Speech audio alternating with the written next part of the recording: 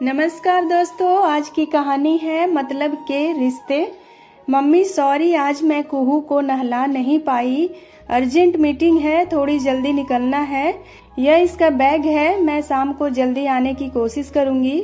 बेटी ने अपनी माँ को अपनी 2 साल की बेटी कुहू और उसका बैग नानी के हाथों में थमा दिया। माँ कहती है, हाँ हाँ निशा बेटा तू जा, मैं इसे नहलाकर सुला दूंगी। निशा दरवाजे से ही कार में वापस बैठकर ऑफिस के लिए निकल जाती है। निशा नंदा जी की सबसे छोटी बेटी है, उससे बड़े 2 बेटे हैं।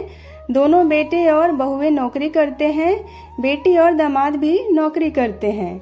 नंदा जी के पति का बनवाया हुआ बहुत बड़ा मकान है, जिसमें वह अपने दोनों बेटे, बहू और पोते पोतियों के साथ रहती हैं। बेटी और दामाद ने भी उनके पास में ही मकान ले रखा है, जिससे वह अपनी नातिन को संभाल सके। बड़े बेटे की 2 जुड़वा बेटियां हैं और छोटे बेटे का 1 बेटा है। कुछ साल पहले जब रिटायर होकर नंदा जी के साथ दुनिया भ्रमण करने का समय आया तो मनोहर जी ने एक लंबी नींद चुन ली और अकेले ही दूसरी दुनिया की भ्रमण के लिए निकल गए। वर्तमान समय में आज तो कुहू बिटिया को नानी नहलाएगी। अरे मम्मी जी, आज कुहू इतनी जल्दी कैसे आ गई? अभी तो बच्चे स्कूल के लिए निकले भी नहीं हैं।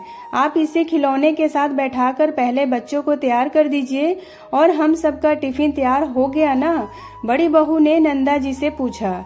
बहू तुम परेशान मत हो, मैं बच्चों को अभी तैयार करती हूँ और बच्चों के टिफिन लग गए हैं। तुम लोगों के टिफिन बच्चों को तैयार करने के बाद लगा दूंगी। मैंने नाश्ता बना दिया है, तुम जरा टेबल पर लगा लो।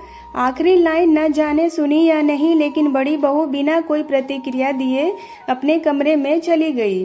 नंदा जी बाई को कुछ देर कुहू को संभालने के लिए कहा और फटाफट से बच्चों को तैयार करके नाश्ता करा के टिफिन देकर बाई के साथ बस के लिए रवाना किया। फिर कुहू को गोद में लिए ही बहू और बेटों के लिए टिफिन लगाए और नाश्ता भी लगाया। पिछले कई सालों से नंदा जी की यही दिनचर्या है। बहू को पूरी आजादी दी, जिससे वह अपने पैरों पर खड़ी होकर अपना कैरियर बना सके।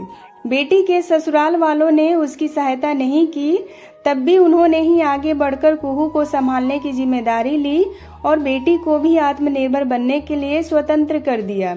अब नंदा जी अपनी इस दिनचर्या से कुछ थकने लगी हैं। पहले बच्चे छोटे थे तो सारा समय उन्हीं के साथ निकल जाता था, लेकिन अब कुहू छोटी है, बाकी सभी बच्चे समझदार हो चुके हैं। हर रविवार को दोनों बेटे और बहुएं अपना कहीं न कहीं घूमने फिरने का प्रोग्राम बना लेते हैं और बच्चों की जिम्मेदारी नंदा जी पर छोड़कर चले जाते हैं। अब नंदा जी का भी मन करता है कि छुट्टी के दिन वह भी अपने परिवार के साथ समय बिता सके। बेटे उनके पास बैठे, उनके मन की बात सुने, बहुएं अपना घर संभाले, उन्हें सास का मान सम्मान दे। ऐसा नहीं हो पाता क्योंकि सभी को एक आजादी की आदत लग गई है और अब घर परिवार बच्चे इन सब में कोई नहीं पड़ना चाहता। एक दिन नंदा की बहन का फोन आता है। नंदा, मैं और मेरी कुछ सहेलियां हम सब चारों धाम की यात्रा के लिए निकल रहे हैं।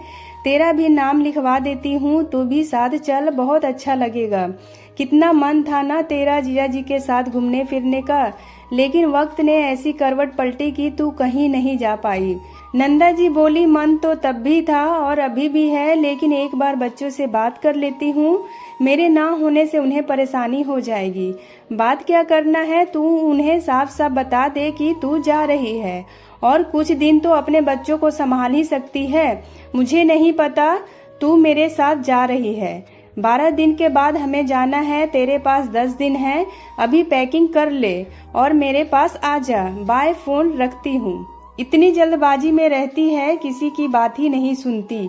वैसे गलत भी तो नहीं है, कुछ दिनों की ही तो बात है, मुझे भी थोड़ा आराम मिल जाएगा। शाम को बड़े बेटे से बोलती है, बेटा मौसी का फोन आया था, तीर्थ यात्रा के लिए जा रही है, मुझे भी बुला रही है। लेकिन मम्मी आप कैसे जा सकती हैं, आप तो हमारे परिवार की कर्ता धर्ता हो, आपके बिना तो पत्ता भी नहीं हिल सकता। छोटी बहू ने घर में घुसने के साथ ही सारे बात को समझकर एक उपयुक्त जवाब दिया। मम्मी जी, आप तो जानती ही हो मेरी दोनों बेटियां बस आपके हाथ से ही खाना खाती है, मैं कैसे मैनेज करूंगी? मैं तो सुबह ही ऑफिस के लिए निकल जाती हूँ और फिर रात को लौट कर आती हूँ। प्लीज मम्मी जी, आप अपना जाना कैंसिल कर दो। बाद में हम सब मिलकर पूरी फैमिली कहीं पर हॉलीडे मनाने चलेंगे। चारों बच्चों ने एक साथ आग्रह किया तो नंदा जी का दिल भर आया और फिर वो सोची क्यों मुझे मेरी परवरिश पर संदेह होने लगा था। मेरे बच्चे तो मुझे बहुत प्यार करते हैं। हाँ, थोड़ी समय की कमी है, लेकिन एक हॉलीडे यह सारी शिकायतें भी मिटा देगी। अच्छा ठीक है, कहीं नहीं जा रही मैं। खाना लगाते हैं, तुम सब जल्दी से फ्रेश होकर आ जाओ।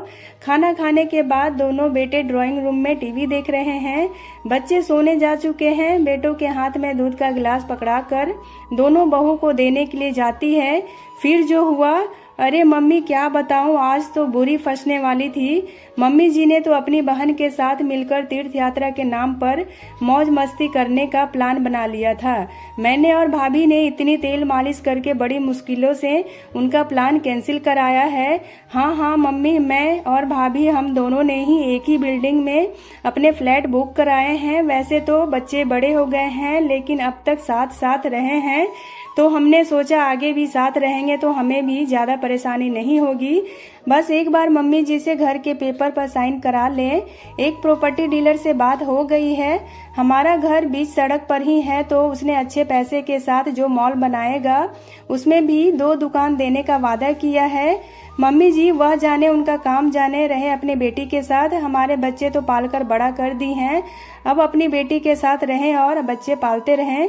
हाँ मम्मी, जब तक घर के पेपर साइन नहीं हो जाते तब तक अच्छी बहू बनने का ड्रामा तो करते ही रहना पड़ेगा।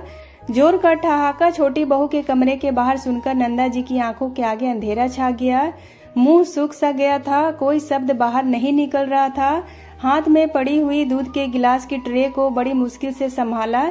ऐसा धोखा अपने ही बच्चों से कोई माँ कैसे बर्दाश्त कर सकती है। एक स्त्री को अपने परिवार से मान सम्मान और प्रेम की चाहत होती है। नंदा जी ने किसी से कुछ नहीं कहा और अगले सुबह रोज के जैसे ही अपना काम करती रही। तीसरे दिन सुबह जब किसी को भी कमरे में बेड टी नहीं मिली तो सभी लोग माँ को ढूंढते हुए उनके कमरे में पहुँच गए। मम्मी, यह सब क्या कर रही हो? यह बैग किसके हैं? तुम लोगों को बताया था ना, मैं मौसी के साथ तीर्थ यात्रा पर जा रही हूँ। लेकिन मम्मी, वह प्लान तो कैंसिल हो गया था।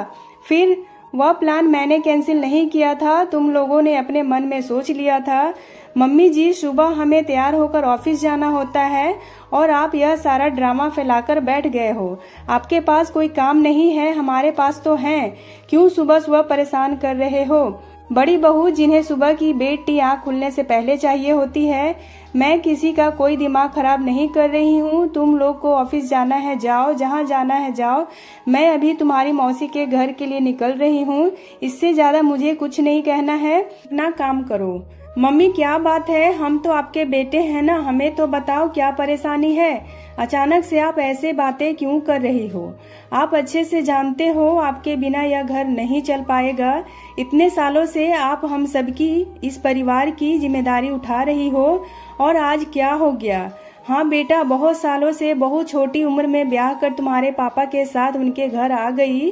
पढ़ाई करना चाहती थी लेकिन किसी ने करने नहीं दी। जल्दी ही एक एक करके तुम तीनों मेरी गोद में आ गए और फिर बस तुम सब मेरी दुनिया बन गए।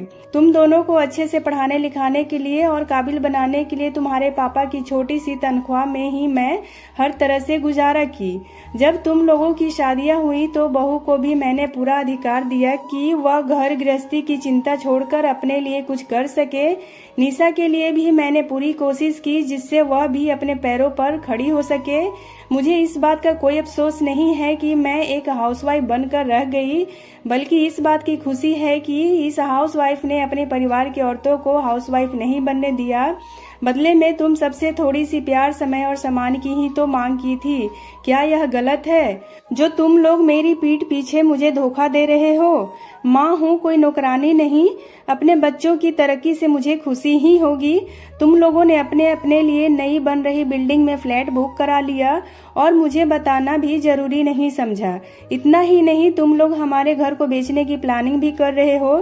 शर्म नहीं आई तुम्हें? बेटा बोला, 1 मिनट मम्मी, आपकी बात सही है कि हमने फ्लैट बुक कराए हैं, लेकिन हम वहां रहने नहीं जाएंगे।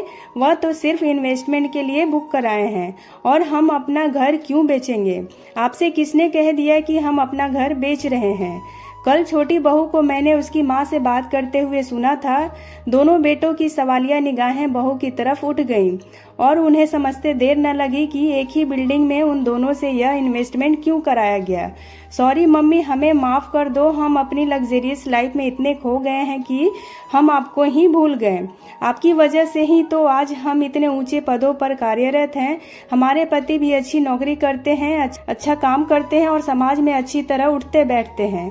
हमारे बच्चों को आपने इतने अच्छे संस्कार दिए हैं, इतने अच्छे से पाला पोसा है। सॉरी मम्मी जी, आप हमें छोड़कर मत जाइए। हम दोनों दूसरों की बातों में आ गई थी और यह भी भूल गई कि आपकी सपोर्ट की वजह से ही आज हम यह नौकरी कर पाए हैं। अगर आपने हमारे बच्चे न संभाले होते तो हम इतनी अच्छी जिंदगी कभी न जी पाते। दोनों बेटे और दोनों बहुएं घुटनों के बल बैठकर अपने कान पकड़कर नंदा जी से माफी मांग रहे थे। नहीं मम्मी, माफी नहीं, आप हम सबको सजा दो।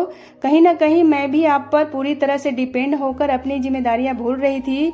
यह आवाज थी निशा की, जो पिछली कुछ बात सुनकर क्या हुआ होगा इसका अंदाजा लगा चुकी थी। बिल्कुल सही बात मम्मी, आप हमें सजा दो। फिर नंदा जी बोलती हैं, ठीक है, तुम सबकी सजा यह है कि मैं पूरे 1 महीने की छुट्टी मनाकर आऊंगी और मुझे वापस आने पर यह घर मुझे ऐसा ही मिलना चाहिए।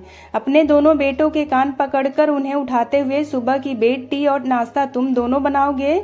बच्चों को तैयार करने और टिफिन बनाने का काम दोनों बहुएं करेंगी। और निशा, मैंने बाई को समझा दिया है, वह कुहू का ध्यान रखेगी और दोपहर में बच्चों को बस से लाकर उन्हें खिलाना पिलाना और तुम सबके आने तक उनका ध्यान रखेगी। शाम का खाना भी वह बनाकर जाएगी। मतलब मम्मी, आपने पहले ही सारी तैयारी कर ली थी। आप हम सबसे नाराज थी, फिर भी हमारा इतना ख्याल था आपको। Thank you so much mummy, thank you. Nanda ji ने अपने सभी बच्चों को गले से लगा लिया। आखिर एक माँ अपने बच्चों से कब तक नाराज रह सकती है। तो दोस्तों, उम्मीद करती हूँ आपको आज की ये कहानी बहुत पसंद आई होगी। तो अगर आपको ये कहानी पसंद आए तो हमारे वीडियो को लाइक, शेयर एंड सब्सक्राइब करना बिल्कुल भी ना भूलें। कहानी में अंत तक बने रहने के लिए आपका बहुत बहुत धन्यवाद।